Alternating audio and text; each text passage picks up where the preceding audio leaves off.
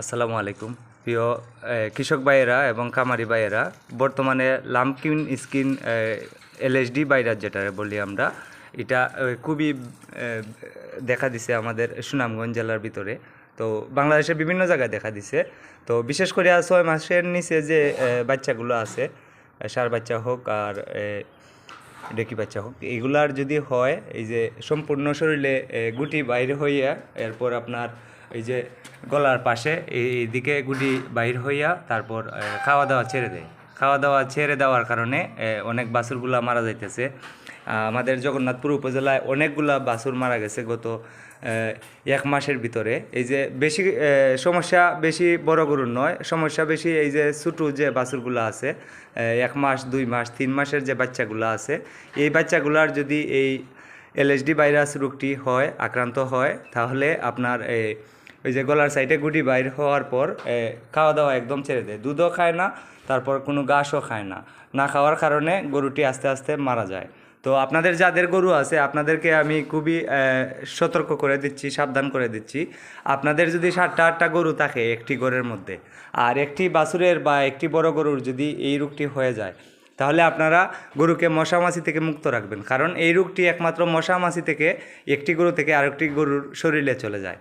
তো আপনারা সম্পূর্ণ গরু ঘরটি সাবানের গুঁড়া দিয়ে ধুইবেন, ভালো করে ধোয়ার পর শ্যাম্পু দিয়ে যদি পারেন এই গরুকে গোসল করাবেন, তাহলে মশামাছি থেকে মুক্ত থাকবে আপনার গরু।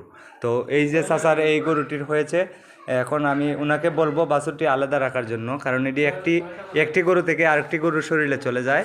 আপনাদেরকে বললাম আমি। তো আরও অনেক গরু মারা গেছে এই রোগে। আমাদের বাংলাদেশে এই রোগটি আসছে 2019 সালে। এটা মেইনত এই রোগটি প্রথমেই দেখা দিয়েছিল পৃথিবীর মধ্যে আফ্রিকা মহাদেশে লক্ষ লক্ষ গরু মারা গেছে এই এলএসডি ভাইরাস রোগে।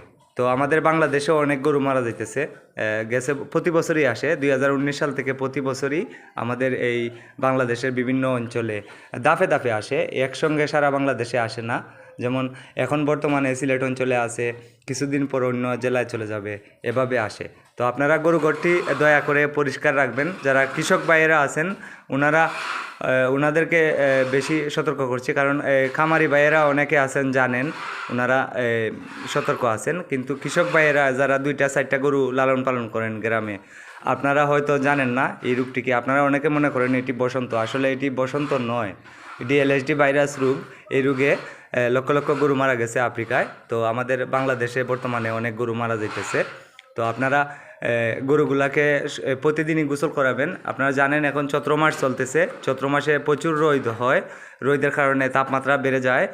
তাপমাত্রা বাড়ার কারণে এই রোগটি বেশি আক্রমণ করে মশামাছির মাধ্যমে। আর আপনারা প্রতিদিনই গরুকে গোসল করাবেন। গরুগুলো শরীর যদি ঠান্ডা থাকে, তাহলে এই রোগটা না আসার সম্ভাবনা বেশি। সবাই ভালো থাকেন। আসসালামু আলাইকুম।